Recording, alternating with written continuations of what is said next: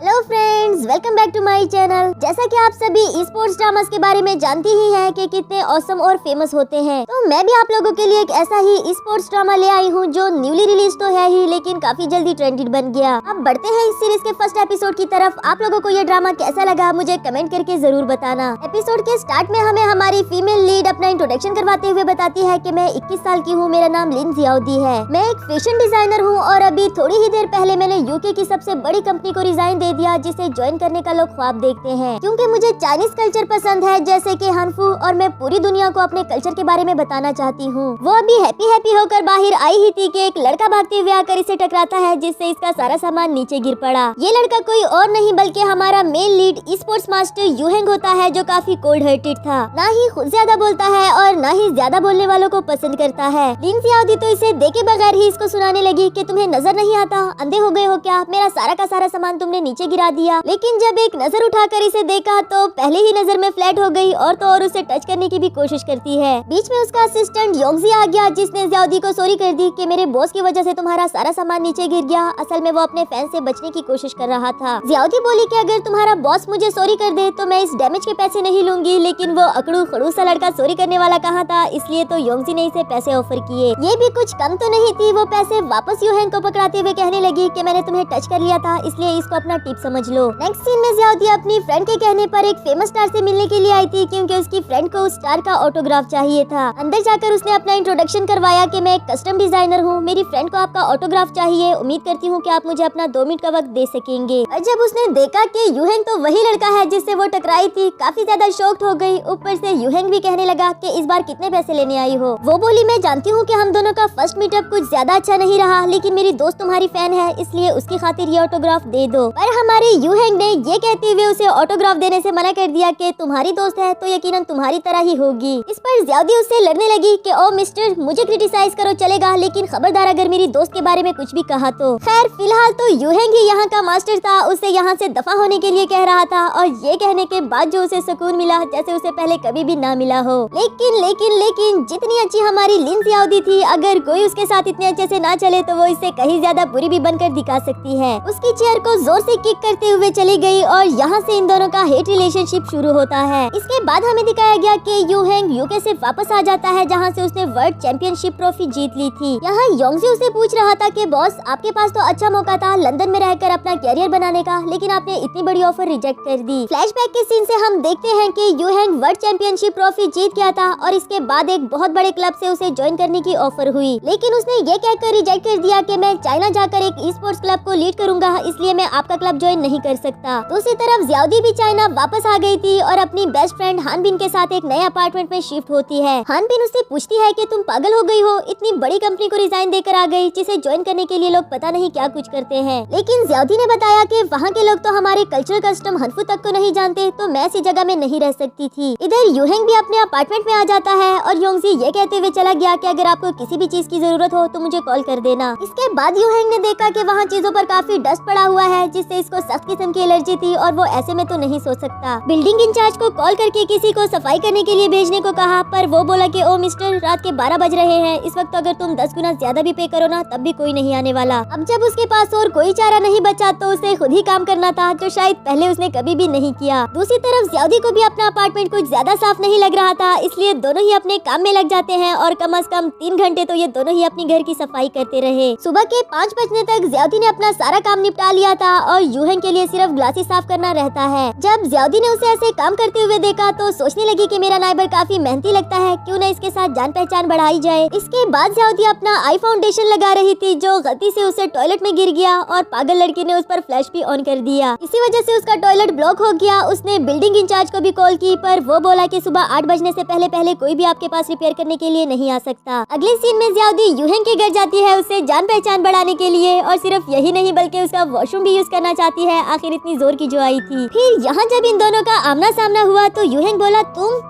UK से मेरा पीछा कर रही थी। अब प्यार तो जियाउदी को भी उस पर आने से रहा। बताया कि मैं तुम्हारी न्यू नाइबर हूँ। उसका वॉशरूम यूज करने के लिए उसे अच्छे से बिहेव भी तो करना था। इससे पहले कि यूहेंग उसे धक्के देकर अपने घर से बाहर निकालता, वो फौरन से भागते हुए वॉशरूम में चली गई। बताया कि प्लीज मुझे अपना वॉशरूम यूज करने दो। जबकि हमारा यूहेंग बैक्टीरिया से दूर भागता है, ना वो दूसरों की चीजें यूज करता था और ना ही किसी को अपनी चीजें यूज करने देता है। अंदर बैठी हमारी जियाउदी को काफी ज्यादा गुस्सा आ रहा था कि गॉड, क्या ये सारी एम्बेरसमेंट आपने मेरे लिए ही बचा कर रखी थी। खैर ये सब तो हो गया, लेकिन अब उस पर एक और मुसीबत टूट पड़ी कि इस वक्त उसे पीरियड्स आ गए। अब तो उसे खुद भी समझ नहीं आती कि क्या करूं। इधर यूहिंग भी दरवाजे के बाहर ही खड़ा उसे कह रहा था कि बाहर निकलो, तुम्हें शर्म नहीं आती ऐसे किसी लड़के के घर में जबरदस्ती घुस गई हो? अगर तुम नहीं निकली ना तो मैं पुलिस को बुला लूंगा। अब जब इसे इतना भी सब्र नहीं हो रहा था तो ज़्यादी बोली कि ठीक है पुलिस को बुला लो, लेकिन प्लीज उनको बता देना कि आते हुए मेरे लिए साथ सैनिटरी पैड भी ले आए। यहाँ तो यूहिंग का दिल भी कुछ पिघल गया। दूसरी तरफ हमें एक और कैरेक्टर दिखाया जाता है जिसका नाम जियाओ मुरान था। सुपरस्टार होने के साथ साथ ज़्यादी का बचपन का दोस्त है वो तो नहीं, लेकिन ये उसे जरूर लाइक करता है। खैर यहाँ उसे ज़्यादी की कॉल आई जिसने बताया कि मेरी कार्ड की घर के अंदर रह गई है, मैं नाइबर के घर से बात कर रही हूँ, तुम प्लीज मॉम के पास जाकर मेरे लिए एक दूसरी कार्ड की ले आओ। मुरान को तो ज्यादा फिक्र इस बात की लग गई कि जिसके फोन से तुम बात कर रही हो वो लड़का है या लड़की। ज़्यादी भी जानती थी कि इसको इस बारे में बताकर हाइपर करने से बेहतर है कि ना ही बताऊं, और फोन काट दिया। इसके बाद ज़्यादी इसको कहती है कि मेरा दोस्त 1 घंटे में की लेकर आ जाएगा, क्या प्लीज तब तक मैं यहाँ पर रुक सकती हूँ? जिसके लिए यूहिंग ने उसे ये कहकर मना कर दिया कि ये मेरा घर है, कोई शेल्टर होम नहीं, तुम अभी के अभी जाओ। इस खड़ूस लड़के को मनाना इतना आसान काम भी तो नहीं था, इसलिए ज़्यादी को एक आइडिया आया कि इस लड़के ने फर्श की सफाई भी बहुत अच्छे से कर ली, फर्नीचर की भी, लेकिन गिलास कुछ ज्यादा साफ नहीं लग रहा। तो उसने यूहिंग से डील कर ली कि अगर तुम मुझे 1 घंटे के लिए अपने घर रहने दो तो मैं तुम्हारे लिए बैल्कनी का गिलास साफ कर दूंगी। यूहिंग को ये डील कुछ ज्यादा बुरी नहीं लगी, पर कहने लगा कि सिर्फ बैल्कनी का ही नहीं बल्कि मेरे घर में जितने भी गिलास है तुम्हें वो सारे ही साफ करने होंगे। अब ये तो कुछ ज्यादा ही हो गया, लेकिन ज़्यादी के पास और कोई चारा भी तो नहीं था, पर उसने इतना जरूर कह दिया कि मैं 1 हफ्ते के अंदर अंदर ये सारे गिलासेस साफ कर दूंगी। आई स्वेयर मैं अपनी की हुई बात से पीछे नहीं हटूंगी, अगर तुम चाहो तो मेरे साथ स्टैंप लिखवा लो। सफाई करने से पहले ज़्यादी अपने पैड्स लेकर वॉशरूम में भाग गई और इधर मुरान की कॉल आती है जिसे यूहिंग ने अटेंड की। फिर जब मुरान ने देखा कि ज़्यादी का नाइबर एक लड़का है तो गुस्से में आकर कहने लगा कि वो मेरी गर्लफ्रेंड है, खबरदार तुमने उसके करीब जाने की कोशिश की तो मैं 1 घंटे में वहाँ पहुँच जाऊंगा। और जैसे कि हमारे यूहिंग को ज्यादा बातें करना पसंद नहीं, बस ओके कहकर कॉल काट देता है। मुरान को तो इस बात पर काफी ज्यादा गुस्सा आया और दूसरी तरफ हमारी ज़्यादी जो बेचारी रगड़ रगड़ कर उसका ग्लास साफ कर रही थी। यूहिंग भी उसे चोरी छुपी नजरों से देख रहा था। दिल ही दिल में सोचता है कि उसे सफाई के लिए एक फीमेल तो रखनी ही होगी। फिर सफाई हो जाने पर ज़्यादी ने उसे बुलाया, बताया कि इसे देख लो, अगर तुम सेटिस्फाइड नहीं तो मैं दोबारा से सफाई कर दूंगी। लेकिन जितने अच्छे से उसने सफाई की थी ये देखकर तो हमारे यूहिंग को भी उसके एबिलिटी को मानना ही पड़ा। खैर उस पर एक और रिस्ट्रिक्शन लगा देता है कि तुम सोफा से सिर्फ बाथरूम ही जा सकती हो और कहीं भी नहीं। सिर्फ यही नहीं बल्कि बताया कि तुमने मेरा वॉशरूम यूज किया है उसको भी अच्छे से धो लेना, और ये जो सैनिटरी पैड मैं तुम्हारे लिए लेकर आया हूँ इसके पैसे भी मुझे वापस कर देना। ज़्यादी को तो उस पर बहुत ही ज्यादा गुस्सा आ रहा था, लेकिन कंट्रोल करने के अलावा और कोई चारा भी तो नहीं। इसी के साथ हमारा ये वाला एपिसोड खत्म।